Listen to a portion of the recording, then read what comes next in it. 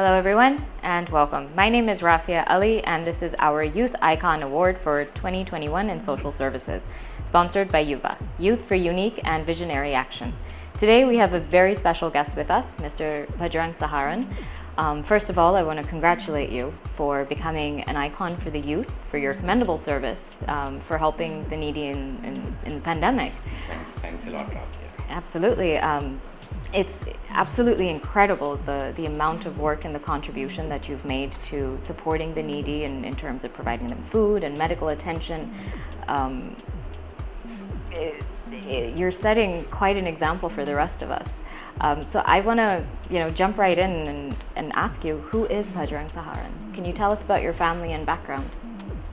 Thanks, Rafia. Firstly, I would to express my earnest gratitude to you, your team, Yuva, Youth for Unique and Visionary Action, for honoring me with this prestigious award, Youth Icon Year of the Year 2021. Talking about me, I am son of retired defense professional. My father was in defense and he has served for this country for more than 32 years. I belongs to the divine land of Guru Gorakhnath and Gogaji. I belongs to a very small village of Rajasthan, and I would give all credit to my parents, my first teachers, for inculcating the humanitarian values in me since my childhood, because of which I am here today in front of you guys. And Bajrang, what can you tell me about your educational and professional qualifications? My father wanted me to be in government services, and that's why he decided to send me to a nearby hostel at the age of 4 only. Since my father was in defense services, I moved to Jammu and Kashmir when I was of 5. Then I have been to various states for my schooling, for completing my schooling, and I did my schooling from Kendriya Vidyalaya and Sainik School. I was fortunate enough to acquainted with the cultural diversity of this country, as cantonment zones had people from across India. Then I graduated from University campus of Jaipur and I did my masters from Gurugram from a premium B school. Being a successful business entrepreneur, how did this affect the different kinds of social services that you got involved in? Rafia, I want to reiterate that the seed of humanitarian values and social service was sown in me by my mother since my childhood. And I have enriching experience of ethical values while working with great stalwarts from different or can say from various industries. And during past 1.5 decade, I came in touch with great social personalities which acted as a catalyst, or can say they have oriented me to establish my own NGO named as Bhadra Foundation.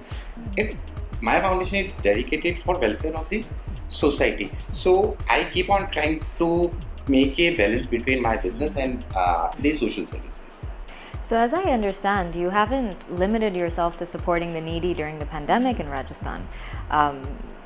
You've promoted computer education for girls, you've built plantations, cultural activities and games, you've worked on the ban on polythene bags. Can you tell me a little bit more about that?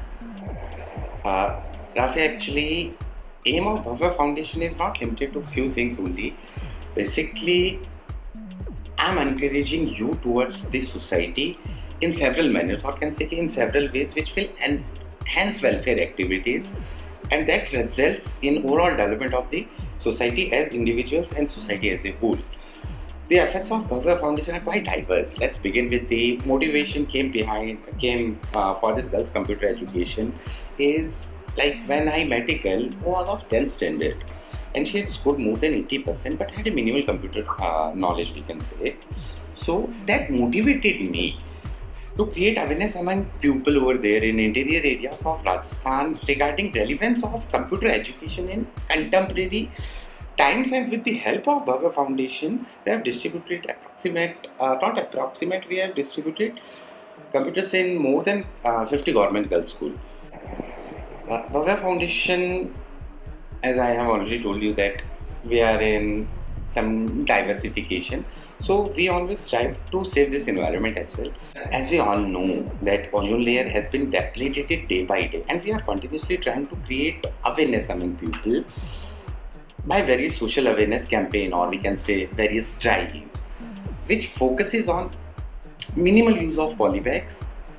We also keep on planting trees Last to last year, we have planted more than 5,100 trees in interior areas of Rajasthan.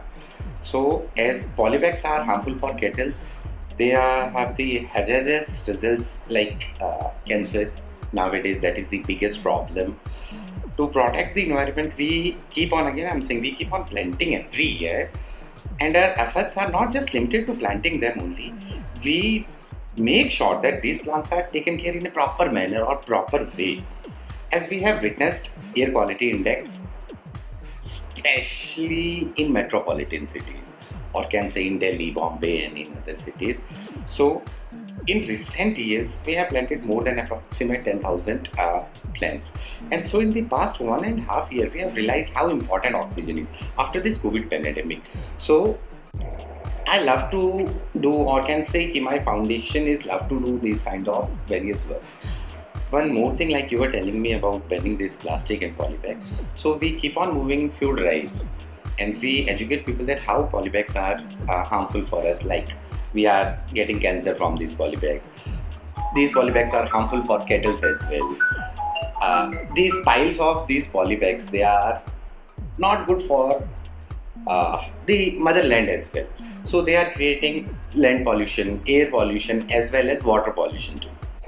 Apart from this, actually we have encouraged sports activities as well among the youth by organizing events like marathon, kabaddi, kho, the games which are connected to our roots, to our land only. As we all know that in Olympics, India has won n number of medals, and in past few years we have like our stars. They are shining continuously. So I do believe that our youth has the ability to reach heights and become shining stars for our nation. About cultural activities, like you have asked, in pursuit of replicating Western values or civilization, I would say, we are alienating our own cultural values and beliefs.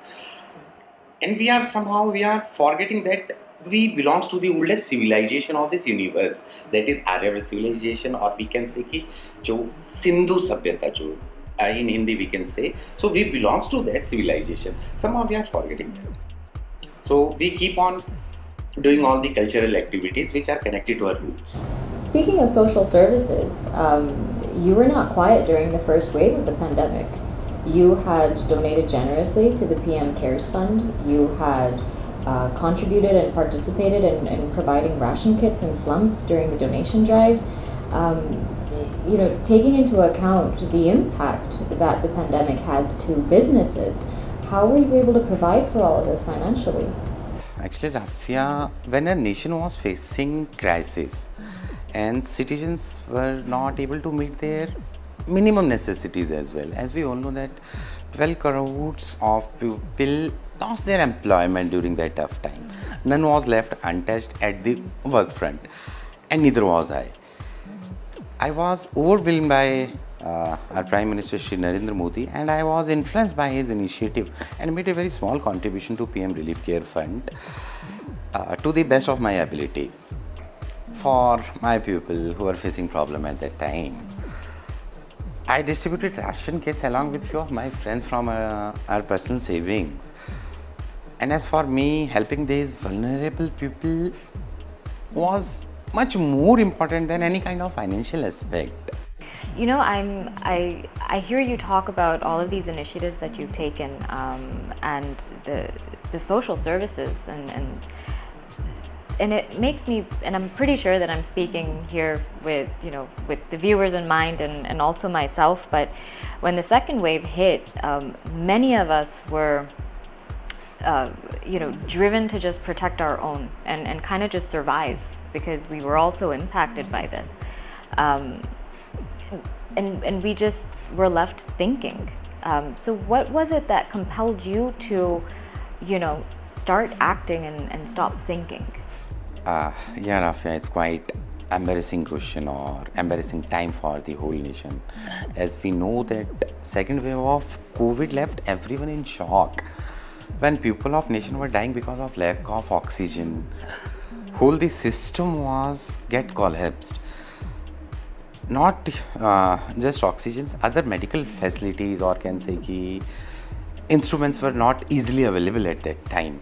It completely stayed me as an individual where I felt helpless actually, and I was unable to help people in such a terrible condition or in such a terrible state when government was focusing just on metropolitan cities just because of these n number or lots of casualties. And to avoid such a situation in my area or in my village or nearby villages, I went back to my village at that time in during the second wave of COVID, and I have educated people how to take proper precautions. So at least I can save my people.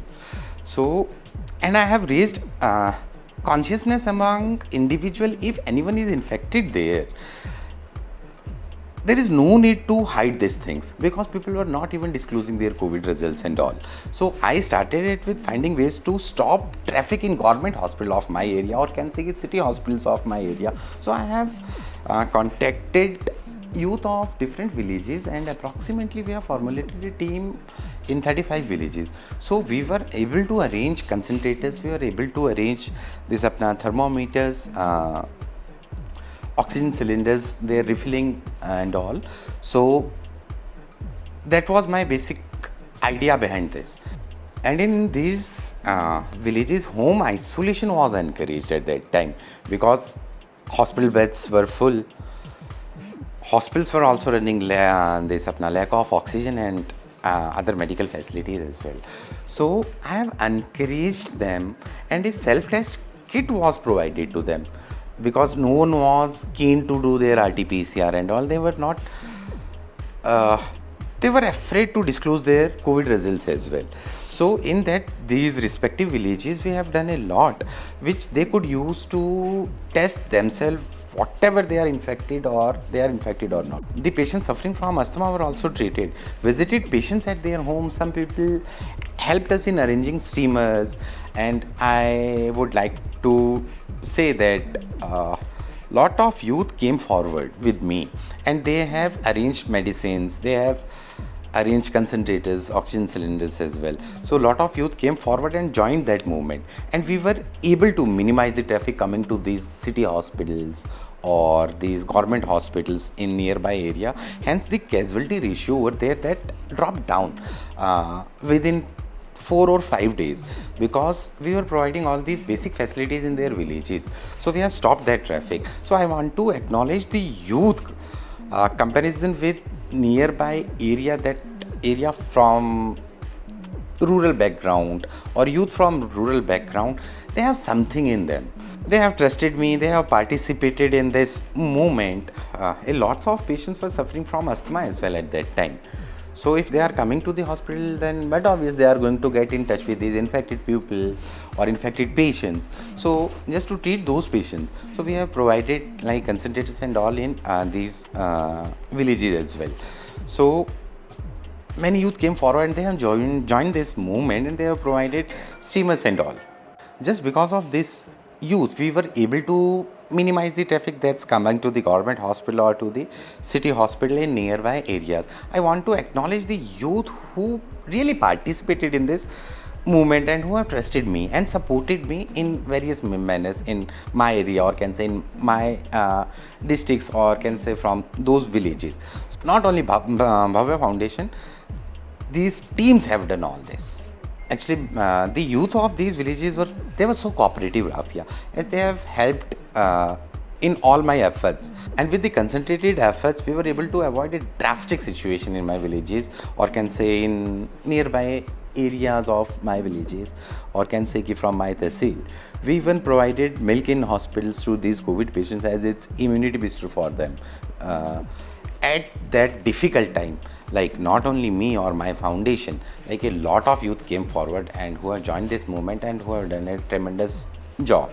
With having done so much in these humanitarian causes, we do wish you would continue. Do you have any plans on how to integrate your businesses with these social services? Rafi, actually, to survive in this materialistic world, everyone needs financial resources. And I can say I'm very passionate about my business or about my ventures, and I always try to make a healthy balance between among my business and these social activities without any compromise too. I like to do various social activities which I am doing since my childhood, or can say ki, which I am doing since past 1.5 decade. It really satisfies my soul. So I have received everything from this motherland. It's my sole responsibility uh, that along with reaping benefits from this motherland, or can say from this nation, I must return my due to this country, or can say to this land, to the best of my abilities. What areas do you specifically see that require attention in terms of social services? Rafia, an issue that is social as well as political as well. I think that the need of the that youth of the country is made socially conscious that casteism divides the society and only brings instability in the nation. So, in my views, it's the biggest attention, or can say biggest concern for not only for me, for the youth of the country. So, I would like to point only this thing that casteism must not be there in our nation or in our blood or in the youth of this country. If there was one heartwarming story that you could share with us that imbibes all the reasons that you got into social services and humanitarian causes, what would you share with us? Rafia, as such, there is no particular story who made me to get into social services, but helping people is somehow it's into my blood, from largely from my mother's side. But yeah, I would love to narrate a story. I do remember approximate 10 years back, when I was working with a UK-based company that is a chain of hospitals. So that was my first salary, and that was hefted as well. So I planned to purchase a new car at that time after drawing that salary. So after getting my salary, when I was moving out of the hospital, I saw an old woman sitting on the ground weeping outside the ICU. ICU that was neonates ICU, neonatal ICU, we can say that's an ICU. I asked the reason behind. I was curious to know that why she was crying or why she was weeping. She told me that she cannot afford the bill of her grandson who was hospitalized there in the ICU of that hospital where I was working. So she was not able to pay bills anymore for the treatment of her grandson. Her grandson was fighting for his life, and he was on ventilator at that time, and he would have resulted his death. So at that very moment I went to the billing counter actually, and I have cleared all the dues of that baby or that lady. So at that time I was scared to tell this thing to my parents, as I have given all my salary to that lady. So I was little bit of scared, and I was scared to tell this thing to my mom, or can say to my family, as really they were just waiting for my new car. So I was so like in evening when I have called my parents, or I have called my mom now. So I narrated the complete incidents to her, and she just said, "Beta, Shabas," and I am really blessed to have such kind of parents, and thankful to that Almighty God that I got these kind of parents. That's an incredible story. And Mr. Saharan, I've actually had the privilege of meeting you over such an act of just goodwill and, not thinking about anything else, and supporting the needy when they needed it most.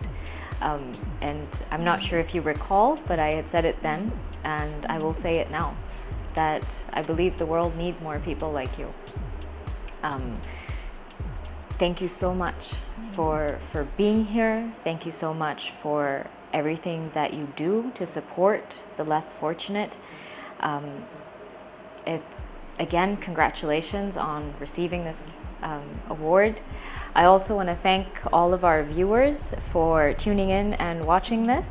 My name is Rafia Ali, and this was sponsored by Yuva, Youth for Unique and Visionary Action. Thank you.